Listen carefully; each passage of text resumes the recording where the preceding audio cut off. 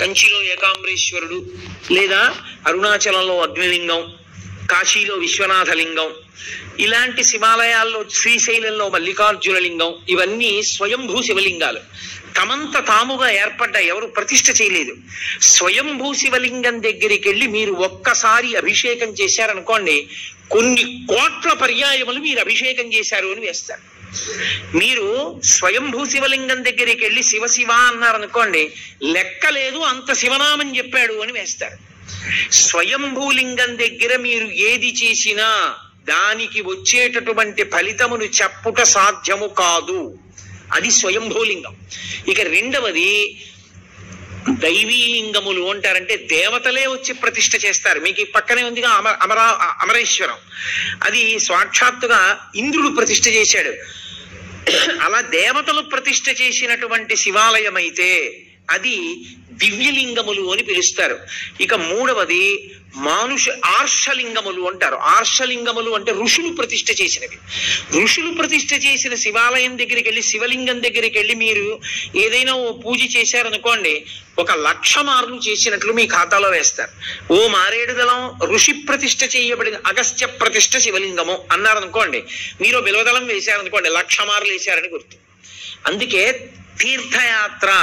యాత్ర చేసేటప్పుడు గురువు గారితో చెయ్యండి అని ఎందుకంటారో తెలుసా? ఈ తేడా తెలియడానికి. లేకపోతే అక్కడ నువ్వు గిరగిరా తిరిగి వచ్చేస్తే ఏమి సంపాదిస్తావు అక్కడికి వెళ్ళి? ఒరే, దానికి బ్రహ్మసూత్రం ఉందిరా, కాస్త తేనె పోయి ఉండిలో 10 రూపాయలు వేయరా, ఇంకొక మాట సాష్టాంగం చేయరా అని గురువు గారు చెప్తే కదా నువ్వు ఫలితం పొందేది. నీకు బ్రహ్మసూత్రం అంటే తెలియదు, శివలింగం మీద గీత ఎందుకుందో నీకు తెలియకపోతే నువ్వు వెళ్ళి కూడా ఏం చేసుకుంటావు ఆ క్షేత్రానికి? అందుకని గురువుతో వెళ్ళండి తీర్థయాత్రకి అనడానికి కారణం అక్కడ వచ్చింది. కాబట్టి ఆర్షలింగము ఋషి ప్రతిష్ఠ, రాక్షసలింగములను ఉంటాయి. వాటికి పూజ చెయ్యకూడదని నియమం ఉందని మీరు అనుకునేరు, తప్పు. రాక్షసులు ప్రతిష్ఠ చేస్తారు. రాక్షసుల చేత ప్రతిష్ఠింపబడినటువంటి లింగం దగ్గరికి వెళ్ళి పూజ చేస్తే 10,000 రెట్ల ఫలితాన్ని ఇస్తారు. మానుషలింగములు అంటారు. మనుష్యులు ప్రతిష్ఠ చేసినటువంటి శివలింగాలు. ఇదిగో ఇప్పుడు ఇక్కడ ఉన్నటువంటి దేవాలయంలో ఉన్నటువంటి శివలింగం. అటువంటి శివలింగాలు మీరు దర్శనం చేసుకుని, అభిషేకం చేసుకుని, పూజ చేసుకుని మీ భక్తి చేత ఇతోధికంగా దాన్ని పెంచుకోవాలి. బాణలింగము అని ఒక లింగం. బాణలింగము నర్మదా నది ప్రవాహమునందు నీటి ఉరిపిడికి రాళ్లు శివలింగాలుగా మారుతాయి. వాటిని బాణం అంటారు. అసలు నిజంగా పంచాయతీలలో బాణమే ఉండాలి. అంటే బాణలింగము అంటారు. ఆ బాణలింగం సృష్టిలో తనంత తానుగా నీటి ఉరిపిడికి వస్తుంది. అలాగే చిట్ట చివర వచ్చేటటువంటిది దైవీలింగము. ఇందాక నేను మీతో మనవి చేశానే, అరకు లోయలో పడితే వస్తుంటుంది శివలింగం అని. అలా వచ్చినటువంటి శివలింగాలు. శివలింగాలు ఇన్ని రకాలుగా వస్తాయి. కారణం ఏంటంటే కేవలము మనుష్యుల్ని ఉద్ధరించుట కొరకు. మీరు ఒక శివలింగం దగ్గరికి వెళ్ళి చేసినటువంటి ఉపాసన మీకు అంత శక్తినిస్తుంది. అందుకే ప్రత్యేకంగా కోరి కోరి కోరి కోరి వెడతారు తీర్థయాత్ర. వెళ్ళి అక్కడక్కడ ఉండేటటువంటి శివలింగాల్ని దర్శనం చేసుకుని తిరిగి వస్తుంటారు. కారణం ఏమి అంటే ఇదే ప్రధానమైనటువంటి కారణం. ఒక చోటుకి వెళ్ళి మీరు చేసినటువంటి ఫలితానికి, వేరొక చోటుకి వెళ్ళి మీరు చేసిన ఫలితానికి చాలా తేడా వచ్చేస్తుంది. దేవాలయమునందు ప్రవేశమునకు అందుకే మీకు ఇంత అనుగ్రహాన్ని కట్టపెట్టేస్తుంది. కాబట్టే దర్శన విధి అని ఒక పాఠం. ఇలాగే వెళ్ళాలి సుమా అని తప్ప ఇంకొకలా వెళ్ళవద్దు. శివాలయంలో మీకు వెంటనే అనుగ్రహం కలగాలి అని అనుకుంటే, మీరు వెళ్ళిన దాంట్లో ఒక్క నిమిషం వృధా కాకుండా పరిపూర్ణంగా శివానుగ్రహం పొందాలి అనుకుంటే ఎలా బయలుదేరాలో చెప్పింది శాస్త్రం. త్రిపుండ్రములను ధరించి బొట్టు పెట్టుకుని, పంచ కట్టుకుని, ఉత్తరీయాన్ని తీసి నడుముకి బిగించుకుని, మీద ఉత్తరీయం వేసుకోకుండా శివాలయం బయటే చెప్పులు విడిచిపెట్టి కాళ్ళు కడుక్కొని, కుడికాలు ముందు పెట్టి లోపలికి వెళ్ళి మొట్టమొదట రాజగోపురాన్ని చూసి, తర్వాత శివాలయ గోపురాన్ని చూసి, అప్పుడు మీరు శివాలయం దగ్గరికి వెళ్ళి నంది దగ్గర మాత్రమే మీరు ప్రదక్షిణాన్ని ప్రారంభం చేయవలసి ఉంటుంది. కాబట్టి నందీశ్వరుడి దగ్గర ప్రదక్షిణాన్ని ప్రారంభం చేసి వెళ్ళేటప్పుడు దేవాలయంలో మహామంటపము, అర్ధమంటపము, ముఖమంటపము అని 3 మంటపాలు ఉంటాయి. ఈ 3 మంటపాలు దేనికి గుర్తు అంటే స్థూల సూక్ష్మ కారణ శరీరములకు గుర్తు. ఈ 3 శరీరములను నేను అధిగమించేటటువంటి అదృష్టం నాకు కలగాలని కోరుకోవడం ముఖమంటపాన్ని, మహామంటపాన్ని, అర్ధమంటపాన్ని, ముఖమంటపాన్ని దాటాలి. దాటేటప్పుడు శివాలయానికి ప్రదక్షిణం చేస్తే, ఒక్క మారు చేస్తే చాలు, 3 మార్లు చేస్తే విశేషం. ఎందుకని 3 మాటలు? భగవాన్ రమణ మహర్షి ఎందుకు గిరి ప్రదక్షిణం చెయ్యాలి అన్నదానికి చెప్తుండేవారు. అంటే మీరు ప్రదక్షిణం చెయ్యడానికి కాళ్ళు కదుపుతూ ఉంటే మీ పాపములు కాలిపోతాయి. మీరు ఏ కోరికతో అలమటిస్తున్నారో ఆ కోరికలు ఇవ్వబడతాయి. మీరు ఏ కోరిక లేకుండా ప్రదక్షిణం చేస్తూ ఉంటే, అంటే జన్మాంతరములందు చేసిన పాపములు కూడా కాలిపోతాయి. ఆఖరి ఊపిరి దగ్గర పాపపుణ్యములు లేని స్థితి కల్పించి మోక్షం ఇవ్వబడుతుంది. ప్రదక్షిణం, అందుకు శివాలయ ప్రదక్షిణం వచ్చింది. నేను కాదు, స్కాందంలోంచి సాక్షాత్ భగవాన్ రమణులు చెప్తుండేవారు కూర్చోబెట్టి ఎందుకు గిరి ప్రదక్షిణం చెయ్యాలో. కాబట్టి ప్రదక్షిణం 3 మార్లు చేస్తారు. ఎందుకు 3 మార్లు చేయడం అంటే, నేను ఈషణత్రయాన్ని విడిచిపెట్టగలిగిన శక్తిని నాకు ఈషణత్రయము అంటే ప్రధానమైనటువంటివి ధనేష, దారేష, పుత్రేష. ధనేష డబ్బు మీద వ్యామోహం వదలదు, దారేష భార్య మీద వ్యామోహం వదలదు, పుత్రేష కొడుకు మీద వ్యామోహం వదలదు. ఈశ్వర, ఈ వ్యామోహాలన్నీ వెంట పెట్టుకుని ఏం పొందుతాను? పెద్దవాడిని అయిపోయాను, నాకు ఇంకా ఈ వ్యామోహాలు తగ్గించి నువ్వు వాణ్ణి భద్రంగా నువ్వు చూడు అని కోరుకుని తిరిగితే 3 మార్లు. దాని చేత వాసనాత్రయాన్ని ఈశ్వరుడు తీసేస్తాడు, ఈషణత్రయాన్ని తీసేస్తాడు. తీసేసిన తర్వాత బలిమంటపం దగ్గరికి రావాలి. వచ్చి బలిమంటపం దగ్గర నమస్కారం చేయాలి. ఎందుకు అంటే, మనలో ఉండేటటువంటి కామక్రోధ లోభ మద మోహ మాత్సర్యములనేటటువంటి అరిషడ్వర్గములను బలివ్వాలి అక్కడ. అంటే విడిచిపెట్టేసేటటువంటి శక్తి నాకు ఈశ్వరా కల్పించు. అవి మిమ్మల్ని విడిచిపెట్టవు, అవి విడిచిపెట్టేలా ప్రవర్తించగలిగిన శక్తి మీకు కలగాలి. వాటికి అసహ్యం వెయ్యాలి. అబ్బా వీడిని పట్టుకుంటే ఏమొచ్చిందిరా, వీడేమి మనం కోరుకునేటట్టుగా ప్రవర్తించడని వెళ్ళిపోవాలి. కోపం రాదు ఆయనకి, ఓర్పు, కోపము స్థానమునందు ఓర్పుతో గెలుస్తాడు. కామము ఈశ్వర కామంగా మారుస్తాడు. ఇలా మార్చగలిగిన శక్తి దేని వలన వస్తుంది అంటే, బలిమంటపం దగ్గరికి వెళ్ళి నమస్కారం చెయ్యాలి. అంతేగాని బలిమంటపం దగ్గర ఏ నమస్కారం చేయకుండా దాటకూడదు. అరిషడ్వర్గములను విడిచిపెట్టడానికి బలిమంటపానికి నమస్కారం చెయ్యాలి. కాబట్టి బలిహరణ మంటపము, దాని దగ్గర మీలో ఉండేటటువంటి అరిషడ్వర్గములను మీరు బలివ్వాలి. బలివ్వడం అంటే ఏదో జంతువుల్ని తీసుకొచ్చి చంపేయమని కాదు నా ఉద్దేశ్యం. వాటిని అధిగమించగలిగినటువంటి శక్తి ఈశ్వర కృపాకటాక్ష వీక్షణముల చేత మీకు అవ్వాలని కోరుకోవడం, అది బలిమంటపం దగ్గర నమస్కారం. తర్వాత ఈశ్వరుడి యొక్క వాహనానికి నమస్కారం చేస్తారు. నందీశ్వరుడు, గరుత్మంతుడు, వీళ్ళు వహిస్తారు పరమేశ్వరుణ్ణి. వహించడం అంటే వీపు మీద కూర్చోబెట్టడం కాదు, ఎప్పుడు గుండెల్లో పెట్టుకుంటారు. అందుకే నంది చూపు శివుడి మీద ఉంటుంది, పృష్ఠభాగం ప్రపంచానికి ఇస్తాడు. ఆయనకి ప్రపంచంతో సంబంధం లేదు, పరమేశ్వరుడితో సంబంధం.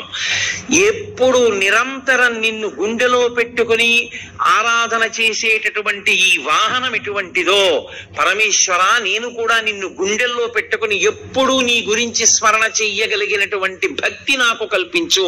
కాబట్టి వాహనానికి నమస్కారం చెయ్యాలి. ఒక్క శివాలయం దగ్గర మాత్రం వాహనానికి నమస్కారం చేస్తే కుదరదు.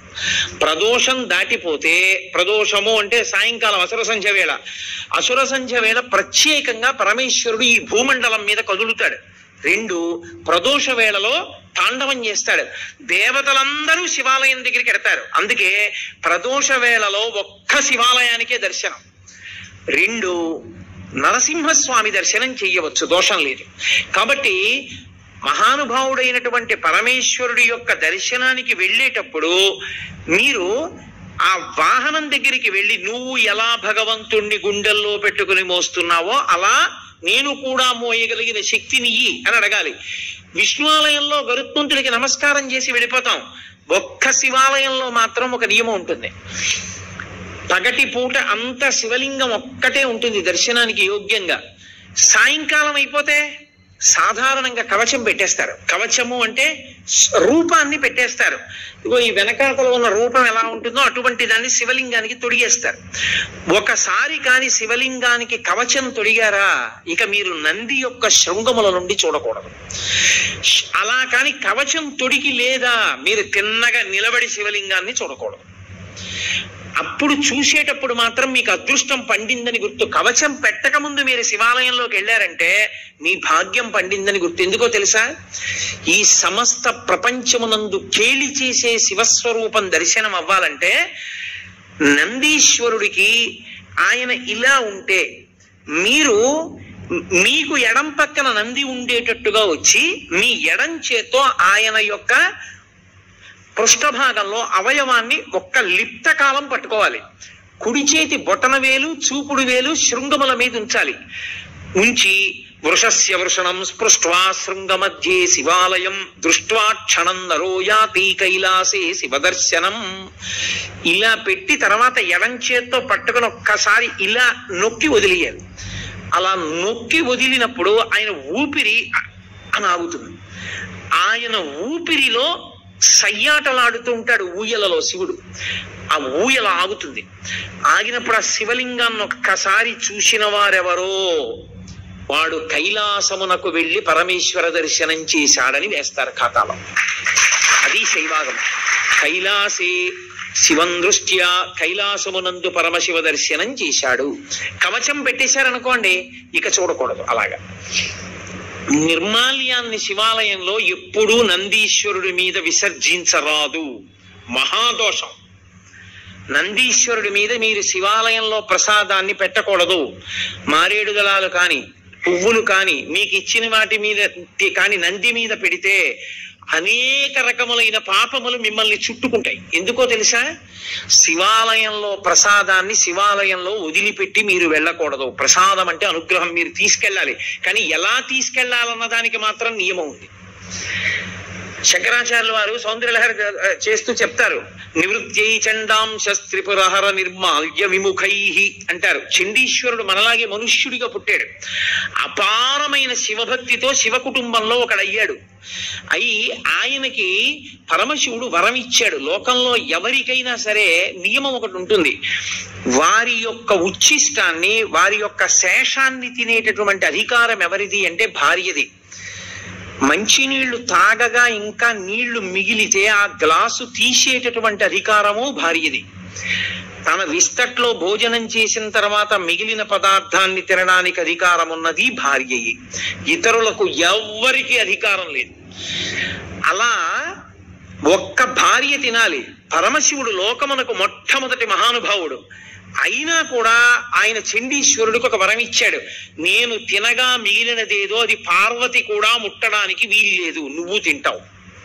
కాబట్టి నివృత్యై చండాంశ త్రిపురహర నిర్మాల్య విముఖై.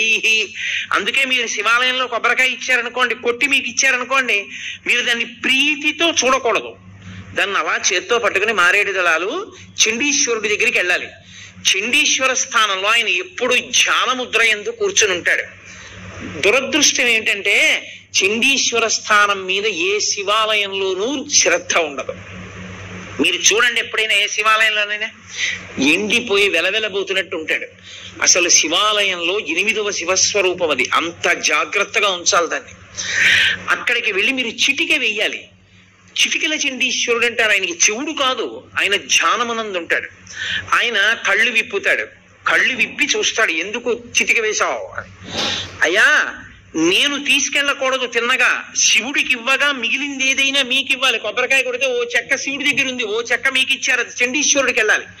కానీ ప్రసాదంగా తీసుకెడదాం అనుకుంటున్నాను, మీరు అనుగ్రహించండి, ఇలా చూపించాలి. మీరు పట్టుకెడుతున్న దాంట్లో ఏదో కొద్దిగా అలా చూపించాలి. చూపిస్తే ఆయన చూసి సంతోషిస్తాడు. తీసుకో, నేను ఇచ్చాను నీకు ప్రసాదం అంటాడు. ఇప్పుడు చండి ముఖంగా మీకు ప్రసాదం రావాలి. అంతేగాని నందీశ్వరుడు వదిలిపెట్టమని ఏ శివాగమంలో ఉందో నాకు చూపించండి. ఎక్కడా లేదు. ప్రతి దేవాలయంలో అర్చకులు చేస్తున్న తప్పది. నందీశ్వరుడి మీద పెట్టేయండి అని చెప్తున్నారు. పరమ దోషం. నంది మీద పెడితే కింద పడుతుంది, కింద పడితే వెనక వచ్చిన వాడు తొక్కుతాడు, తొక్కితే ఆ పాప నీకు అడికి పెడుతుంది. పుష్పదంతుడని శివమహిమ్నా స్తోత్రం చేశాడు. ఆయన అదే పనిగా రాజుగారి తోటలో పువ్వులన్నీ పట్టుకుపోతుండేవాడు. పట్టుకుపోతుంటే కనపడేవాడు కాడు గంధర్వుడు. రాజుగారికి కోపం వచ్చింది, వీడిని పట్టుకోలేకపోతున్నాం, శివాలయంలో వాడినటువంటి పువ్వులు తెచ్చి చల్లండి కింద ఆకులు. వాడు రాత్రి వచ్చి తొక్కుతాడు, వాడి శక్తి పోతుంది అన్నాడు. చల్లేశారు. ఆయన తెలియక భూమి మీద దిగాడు పూల తోటలో. తొక్కగానే ఆయన శక్తి పోయింది, పట్టుకుని బంధించారు. అప్పుడు ఆయన శివమహిమ్నా స్తోత్రం చేశాడు. నందీశ్వరుడి దంతాల మీద ఉంటాయి ఇప్పటికీ ఆ శివమహిమ్నా స్తోత్ర శ్లోకాలు. ఒకప్పుడు నేను మహాభక్తుడను ఆయన వెళ్ళి పరమేశ్వరుడి దగ్గర శివమహిమ్నా స్తోత్రం జరిగితే నంది పళ్ళికి ఇచ్చేట్టిలాగా ఆయన పళ్ళ మీద కనబడ్డాయి శ్లోకాలు. ఇక్కడ నువ్వు జరుగుతున్నాయి నా పళ్ళ మీద రాసుకున్నాను బట్టి నేను అంత శక్తివంతములు శివమహిమ్నా స్తోత్రం. కాబట్టి ఆ గంధర్వుడు శివమహిమ్నా స్తోత్రం చేస్తే మళ్ళీ శక్తి వచ్చి వెళ్ళిపోయాడు. కాబట్టి శివ నిర్మాల్యాన్ని తొక్కకూడదు. తొక్కకూడని శివ నిర్మాల్యాన్ని ఆ నందీశ్వరుడి మీద పెట్టించడం ఏంటి తప్పు కాదు. విభూతి దాని మీద చల్లేయండి అన్నాం, నిర్మాల్యం నంది మీద పెట్టి వెళ్ళిపోండి అన్నాం.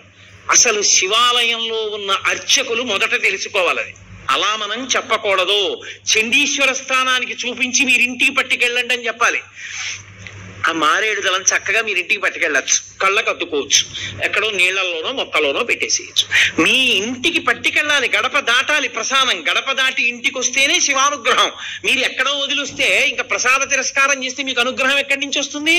మీరు నంది మీద పెట్టి కింద పారేసి అదే ప్రసాదం తీసుకోవాల్సిన విధానం శివానుగ్రహాన్ని పొందడానికి. కాబట్టి ఒక్క శివాలయంలో మాత్రం వాహనం దగ్గరికి వెళ్ళేటప్పటికి నియమం మారుతుంది. అక్కడికి వెళ్ళి నమస్కారం చేసి వెళ్ళిపోతానంటే కుదరదు. మీరు కవచం పెట్టకపోతే ఆయన శృంగములలోంచి శివదర్శనాన్ని చేయవలసి ఉంటుంది. చేశారు, ప్రదక్షిణం చేసి వచ్చారు, ప్రదక్షిణం చేశారు, 3 మంటపములను దాటారు. ఇప్పుడు మీరు శివసన్నిధి యందు నిలబడ్డారు. నిలబడితే లోపల ఎప్పుడైనా సరే ఒక విషయాన్ని జ్ఞాపకం పెట్టుకోండి. ఏ దేవాలయం లోపల అయినా విద్యుత్ దీపం వెలిగితే ఉత్తర క్షణంలో ఏ పని చేసినట్లు గుర్తో తెలుసా? మీ గురువు గారి పట్ల మీరు అపచారం చేశారని గుర్తు. మీ గురువుని తిరస్కరిస్తే, మీ గురువుకి అపచారం చేస్తే, మీ గురువుని విమర్శిస్తే, మీ గురువుని చులకన చేస్తే ఏ దోషం వస్తుందో అంతరాలయంలో విద్యుత్ దీపం పెడితే అదే దోషం వేస్తారు. అందుకే మీరు ఇప్పటికీ చూడండి, ఏ పెద్ద పెద్ద గుళ్ళల్లోనూ ఎలక్ట్రిక్ లైట్ వేయరు. ఎందుకు వెయ్యరో తెలుసా? ఒక్కటే కారణం, అంతరాలయంలో ప్రధానమూర్తి దగ్గర వెలిగే దీపమే గురువు. గురువు ఒక్కడి అనుగ్రహంతో ఈశ్వరుడు కనపడతాడు. ఆయన అక్కర్లేదని తీసేస్తే త్రిశంకుడు అయిపోయినట్టు గుర్తు. నాకు ఆ దీపపు కాంతిలో కనపట్టలేదు, నేను ఎలక్ట్రిక్ లైట్ పెట్టుకుంటానంటే నువ్వేం గురువయా, నువ్వు మాకు అక్కర్లేదని చెప్పి ఇంకొన్ని పెట్టినట్టు లెక్క. ఆ అంతరాలయమునందు వేరొక దీపము, విద్యుత్ దీపం ఉండరాదు, ఒక్క నూనె దీపమే. ఆ దీపాలు కావాలంటే గుత్తి దీపాలుగా దింపుతారు, ఒత్తి పెద్దది చేస్తారు మూర్తి దగ్గరికి వచ్చే. మీరు అందుకే మన ఆంధ్రదేశంలో ఏముందండి, శాస్త్రం పాటించేవాడేడి. మీరు దక్షిణ దేశం వెళ్ళండి, ద్రవిడ దేశం ప్రత్యేకం. ఏ దేవాలయంలో ఎలక్ట్రిక్ ల్యాంప్ పేరు, అర్చకులు ఒళ్ళు చెమటలు పట్టేసి ఇలా కారిపోతున్నా సరే వాళ్ళు పెద్ద పెద్ద ఒత్తేసి ఆ ఒత్తులలోనే వెలుగుతుంటాయి. ఆ ఒత్తులలో వెలుగులోనే చూస్తారు. దాని అర్థం ఏంటో తెలుసా? ఆ దీపమే గురువు. గురువు ఇంకెక్కడో ఉండడు.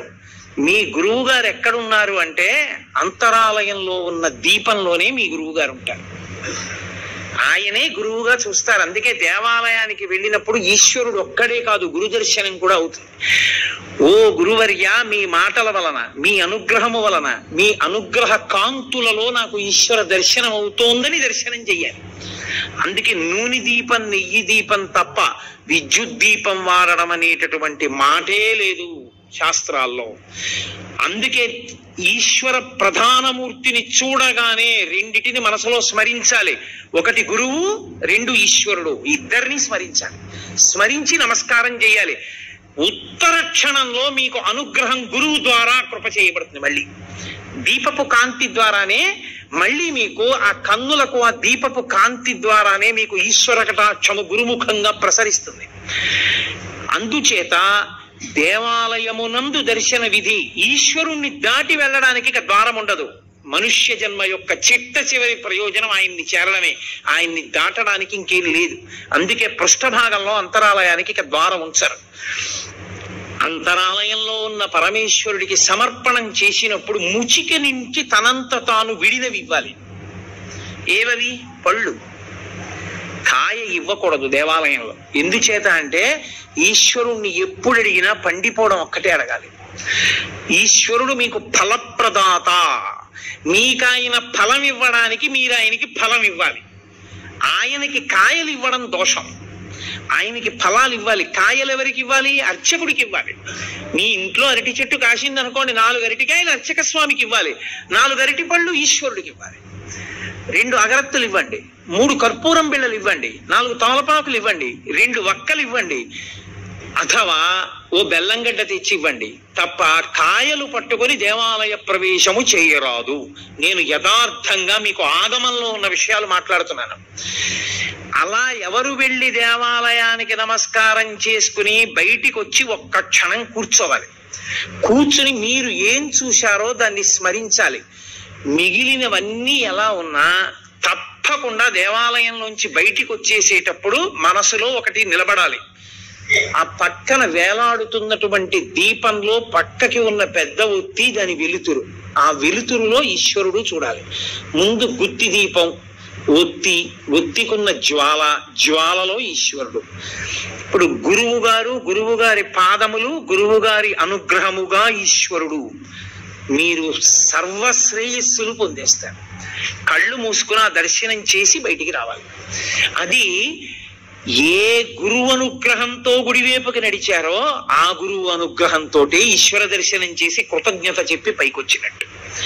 కాబట్టి ఒక దేవాలయ దర్శన విధి ఈశ్వర దర్శనమునందు తెలిసి చెయ్యి, తెలియక చెయ్యి. నువ్వు వెళ్ళేటప్పుడు శివాలయంలో ప్రదక్షిణం చేస్తూ మెల్లగా ఓం తత్పురుషముఖాయ నమః, ఓం మఘోరముఖాయ నమః, ఓం సద్యోజాతముఖాయ నమః, ఓం వామదేవముఖాయ నమః, ఓం ఈశానముఖాయ నమః అని 5 ముఖాలకి నమస్కరించి నువ్వు చక్కగా మౌనంగా ఆ చండీశ్వరుడికి చూపించి ప్రసాదం పట్టుకుని ఇంటికి వస్తే పరిపూర్ణమైనటువంటి శివానుగ్రహాన్ని నువ్వు పొందుతావు. ఆ శివానుగ్రహము వలన నీవు సాధించుకోలేనిదన్నది ఇంకా లేదు లోకంలో. ఏదైనా సరే నువ్వు పొందగలవు. చిట్ట చివరికి సరే, నాకు అది సభాముఖంగా చెప్పడం ఇష్టం లేదు, కానీ తరువుకొస్తున్న మృత్యువుని కూడా వాయిదా వేయించడానికి శివాగమంలో మార్గం చెప్పారు. అన్ని వేళలా నేను దాన్ని వాడుకోమని చెప్పను, కానీ తరువుకొచ్చేస్తున్న మృత్యువుని కొద్ది కాలం వాయిదా వేయాలంటే సుశిక్షితంగా ఉంటే ఆ శివాలయంలో ఒక అభిషేకం చేసి వాయిదా వేయచ్చు. శివాగమని చెప్పింది. ఖచ్చితం మేం చెప్తున్నాం, ఇదే మార్గం, ఇది తప్ప వినా మార్గము లేదని చెప్పేసింది. అంత శక్తివంతము శివాలయం అంటే. ఆ శివారాధన చేసి చేసి చేసి చేసి చేసి శివస్వరూపులైపోతారు. అయిపోయి వారి చేత్తో ఒక పండిస్తే, వారి నోటితో ఒక మాట అంటే, అందున శివతత్వం ఎరిగిన వాడు అభిషేకం చేశాడనుకోండి, ఆ తీర్థానికి ఉండే శక్తి అపారము. ఎందుకో తెలుసా? నా రుద్రో రుద్రమర్చయేత్. రుద్రుడు కాని వాడు రుద్రుడిని అభిషేకం చెయ్యకూడదు. శివతత్వము పరిపూర్ణముగా తెలుసున్నవాడు రమించిపోతూ శివాభిషేకం చేశాడనుకోండి, ఆ అభిషేక తీర్థమునందు శివశక్తి పరిపూర్ణంగా పట్టుకుంటుంది. తజ్జలాన్ అని ఈశ్వరుడికి పేరు. ఆ అభిషేక తీర్థమును నువ్వు పుచ్చుకోవడం అంటే సాక్షాత్ శివానుగ్రహము నీలోకి ప్రవేశించుటయే. అందుకే శివభక్తి తత్పరుడైన వాడు చేసిన అభిషేక తీర్థం, శివాలయంలో అర్చక స్వామి చేసినటువంటి అభిషేక తీర్థం, ఒకటిది భక్తి, వేరొకరిది దీక్ష వలన వచ్చిన శక్తి. ఈ రెండిటిది ఒకటే స్థాయి. అందుకే అభిషేక నాకు తెలిసి గోపాలకృష్ణ గారికి తెలుసు, నేను పేర్లు ఎందుకు చెప్పాలి. ఈ రాష్ట్రంలో ఒకానొక విభాగానికి అంతటికీ హెడ్ చేశాడు ఒక చీఫ్ ఇంజనీర్. ఆ రోజుల్లో ఉన్న ముఖ్యమంత్రి గారు ఆయన్ని సెలవులో వెళ్ళొద్దన్నాడు. నువ్వు సెలవులో పెడితే నీ ప్లేస్ లో ఎవరినో వెయ్యాలయా, వాడు ఫైల్ ఎలా డిస్పోజ్ చేస్తాడో నాకు భయం. నువ్వు జ్వరంతో ఉంటే ఇంటి దగ్గర ఉండి సంతకాలు పెట్టు, ముఖ్యమైన ఫైళ్లు చూసన్నారు. ఆయన ఇంటి దగ్గర ఉండి వైద్యం చేయించుకున్నారు. 104 జ్వరం, నెల్లాళ్ళైంది, తగ్గలేదు. ఒక గొప్ప శివభక్తుడు, ఆయన పరమ భక్తితో ప్రతిరోజు అభిషేకం చేసుకుంటారు. ఆయన దగ్గరికి వెళ్ళి అడిగారు. ఆయన అన్నారు, అన్ని మందులు మాని నా ఇంట కూర్చుని 42 రోజులు ప్రతిరోజు నేను అభిషేకం పూర్తయ్యేటప్పటికి తీర్థం పుచ్చుకోగలవా అని అడిగారు. పుచ్చుకుంటానన్నారు. 42 రోజులు పుచ్చుకున్నాడు. ఆయన పూర్తి ఆరోగ్యాన్ని పొంది మళ్ళీ డ్యూటీకి జాయిన్ అయ్యాడు. ఇప్పటికే ఆయన ఉన్నాడు చక్కగా, మా కాకినాడలోనే ఉంటారు.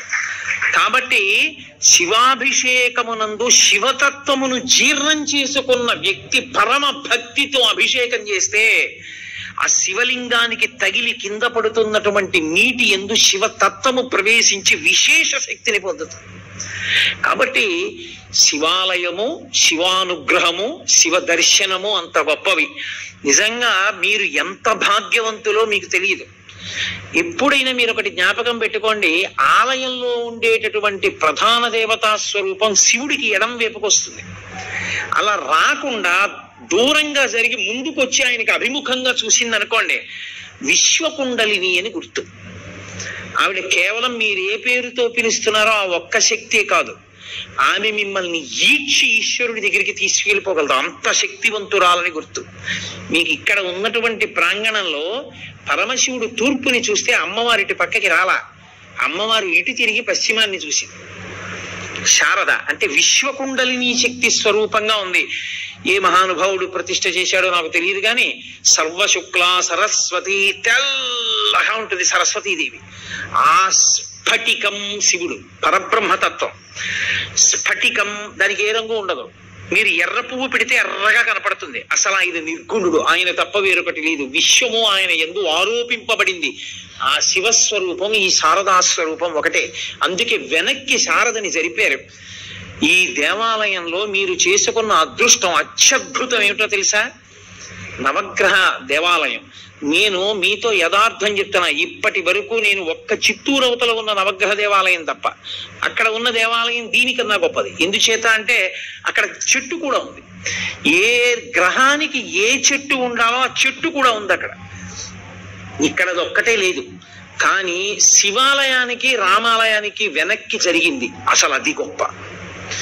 ఇక్కడ ఎంతమంది మహానుభావులు ప్రతిష్టలు చేశారో నాకు స్ఫురణలో లేదు కానీ అది చాలా గొప్ప. ఎందుకంటే గ్రహానికి ఈశ్వరుడితో సమాన స్థాయి లేదు. 2 అడుగులు వెనక్కి నడిపించారు. నడిపించి ప్రతి గ్రహం మీద గ్రహానికి సంబంధించినటువంటి గుర్తు, గ్రహానికి సంబంధించిన విశేషం పైన కనపడేటట్టుగా పెట్టి ఆంతరం పెట్టారు. ఎందుకంటే నవగ్రహాలకి లోపలికి వెళ్ళి ప్రదక్షిణం చేస్తే ఇంట్లోకి వెళ్ళకూడదు, కాళ్ళు కడుక్కుని వెళ్ళాలి. అందుకని బయట ఓ ఆంతరం పెట్టి లోపల ఒక ఆంతరం పెట్టారు. గ్రహ ఫలితాలు పొందాలనుకున్న వాళ్ళు లోపలికి వెడతారు.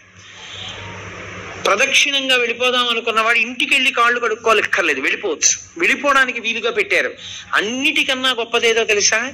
శివాలయం విష్ణువాలయం యొక్క నీడ ఒక్క చోట పడేటట్టుగా ఉండి ప్రదక్షిణం చేస్తే వాడు సాక్షాత్తుగా కాశీ క్షేత్రం లాంటి క్షేత్రాల్లో ప్రదక్షిణం చేయడంతో సమానం. 2 నీడలు పడాలి. మాకు కాకినాడలో ఉన్నాయి అలా 2 దేవాలయాలు.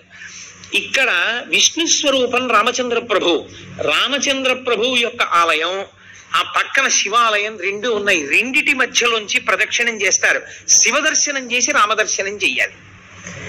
అంత గొప్ప అమరిక. అసలు ఆ కళ్యాణ మంటపం ఒక అద్భుతం. ఆ కళ్యాణ మంటపం మీద 27 నక్షత్రాల యొక్క గుర్తులు. అవి నిజంగా మీరు చూస్తే ధన్యులు. మీ పిల్లలకి చూపిస్తే ఎందుకో తెలుసా?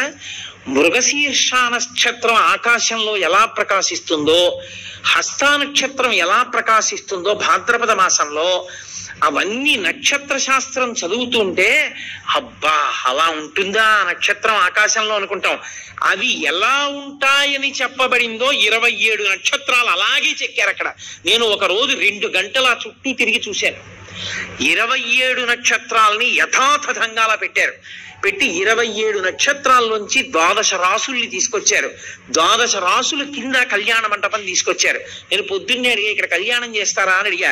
ఆ కింద కళ్యాణం జరుగుతుండగా చూస్తే సమస్త గ్రహదోషములు తిరిగిపోతాయి. అసలు ఆంధ్రదేశంలో అపూర్వమైనటువంటి దేవాలయ సమ్మేళనాల్లో ఈ ప్రాంతం ఒకటి. అందుకే నేను గుంటూరు రావడం అంటే అంత సంతోషంగా వస్తాను. దీన్ని హరిప్రసాద్ గారు కాదు, మీ అందరూ కూడా నడుం కట్టి పరిరక్షించుకోవాలి. చక్కగా ఈ దేవాలయంలో ఉన్న శక్తిని మీ అందరూ కూడా అనుభవించాలి. అనుభవించి దేవతల యొక్క అనుగ్రహాన్ని పరిపూర్ణంగా మీరు పొందగలగాలి. అంత గొప్ప క్షేత్రం, అంత గొప్ప వైశిష్ట్యం కలిగినటువంటి స్థానములు అటువంటి బిల్వవృక్షం వెనక మేడి చెట్టు, గోశాల, ఇన్ని ఏకకాలంలో ఉన్న దేవాలయం ఎక్కడుంది? అసలు యథార్థానికి నాకు ఇక్కడ వసతి గృహంలో ఉండడాన్ని ఎంతో ఇష్టపడేవాడిని. కారణాంతరముల చేత నాకు కొన్ని చికాకులు కలిగి నేను ఇక్కడి నుంచి వెళ్ళిపోయాను, వేరొక చోట ఉంటున్నాను తప్ప యథార్థానికి నాకు ఇప్పటికీ మనసులో ఇక్కడ ఉండడమే ఇష్టం. ఎందుకంటే లేచి నాకు ఆ శిఖరాలు చూడడం, ఆ దేవాలయాల పైన ఉండేటటువంటి ఆ కలశలు చూడడం, ఈ ప్రాంగణంలోకి రావడం, శంకరాచార్యుల వారి గుళ్ళోకి ఉత్తరీయం లేకుండా వెళ్ళి ప్రణిపాతం చేయడం నాకు ఎంత ప్రీతిపాత్రములో. కానీ వేరు కారణముల చేత ఇంకొక చోట ఉండి ఇక్కడికి రావాల్సి వస్తోంది నేను. కాబట్టి అంత గొప్ప ప్రాంగణం ఇది దొరకమంటే దొరికేది కాదు. నిజంగా శృంగగిరికి పీఠాధిపత్యం వహించినటువంటి మహాపురుషులు అపారమైనటువంటి కారుణ్య దృష్టిని కురిపించారు. చిత్రం ఏంటంటే కంచి కామకోటి పీఠాధిపతులు కూడా ఇక్కడ ప్రతిష్ఠ చేశారు. నవగ్రహాలు అంటే అయింది నవగ్రహాల దేవాలయం. కాబట్టి కామకోటి, శృంగేరి రెండు పీఠాధిపతులు కలిపి నిర్మాణం చేసినటువంటి దేవాలయాల యొక్క సమ్మేళనం ఉంది ఇక్కడ. ఇంత గొప్ప దేవాలయ వ్యవస్థ కనుక నేను ఇంతకన్నా చెప్తూ వెళ్ళిపోతే దానికి అంతే ఉంటుంది, ఎంతైనా వెడుతుంది. కాబట్టి మీ అందరూ కూడా చక్కగా ఈ దేవాలయాన్ని సేవించండి. నేను పిల్లలకు ఒక మాట చెప్తాను, మీరు ఋతువులు మారుతున్నప్పుడు శారదాదేవి మందిరాన్ని చుట్టూ తిరగండి. మీరు మొట్టమొదట అటువైపు నించోండి, తూర్పు నుంచి కదా కిరణాలు పడతాయి, అక్కడ యాగశాల ఉంది, ఆ యాగశాల దగ్గర నిలబడి చూడండి. మధ్యలో ఒక దళం ఉండి ఇలా తామర దళాలు ఉంటాయి, మూడు మూడు ఉంటాయి. సూర్యకిరణాలు ఎలా పడుతున్నాయో మీరు ఒకసారి చూడండి. ఒక్కొక్క చోట 3 రేకులు ఉన్నాయి. ఇవన్నీ కలిపితే ఏం వస్తుందో ఆలోచించండి. ఎందుకు తామర పువ్వు పెట్టకుండా దళాల్ని మాత్రమే పెట్టి విడిచిపెట్టారో చూడండి. ఒక్కొక్క చోట తెల్లవారుజామున సూర్యకిరణాలు శారదాదేవి దేవాలయం మీద ఎక్కడ పడుతున్నాయో గమనించండి. 4 వైపులా శ్లోకాలు పెట్టారు. ఆ శ్లోకాలు ఏవి పెట్టారో గమనించండి. ఎంత దూరదృష్టితో, ఎంత అద్భుతమైనటువంటి సంపదని మీకు ఇక్కడ ఏర్పాటు చేశారో మీరు గమనిస్తారు. ఇవాళ హోమం ఒక్కటి జరుగుతున్న దేవాలయాలు చాలా లేవు. అలాంటిది ఇక్కడ ఎన్నో హోమాలు జరుగుతున్నాయి, అపూర్వమైన హోమాలు. ఆంధ్రదేశంలో ఎక్కడా జరగని హోమాలన్నీ జరుగుతున్నాయి. దేవతలందరూ వస్తారు హోమాలు చేస్తే. అంత పరమ పవిత్రమైన ప్రాంగణం. చక్కగా మీ అందరూ కూడా దీన్ని సద్వినియోగం చేసుకోండి. మళ్ళీ ఈశ్వరుడు అనుగ్రహించిన నాడు మీ అందరినీ కలుసుకుని నేను ఒక వారం రోజులో 10 రోజులో ప్రసంగాలు చేసేటటువంటి అదృష్టాన్ని పొందుతాను. కాబట్టి ఇక్కడతో మీ అందరి దగ్గర సెలవు తీసుకుంటూ మంగళాశాసన పరై మదాచార్య పురోగమై సర్వైశ్చ పూర్వైరాచార్యై సత్కృతాయాస్తు మంగళం. మంగళం కౌసలేంద్రాయ మహనీయ గుణాత్మనే చక్రవర్తి తనూజాయ సర్వభౌమాయ మంగళం. ఉమాకాంతాయ కాంతాయ కామితార్థ ప్రదాయినే శ్రీగిరీశాయ దేవాయ మలినాథాయ మంగళం. కరచరణ కృతం వా కర్మ వాక్కాయజం వా శ్రవణనైనజం వా మానసం వాపరాధం విహితం వా సర్వమేత్తక్షమస్వ శివ శివ కరుణాబ్ధే శ్రీ మహాదేవ శంభో. సర్వం శ్రీ ఉమామహేశ్వర పరబ్రహ్మార్పణమస్తు. స్వస్తి. ఈ వీడియో గనక మీకు నచ్చినట్లయితే దయచేసి లైక్ చేయగలరు. మీరు లైక్ చేయడం వల్ల ఈ వీడియో ఇంకో 10 మందికి చేరుకుంటుంది. ఓం నమః శివాయ.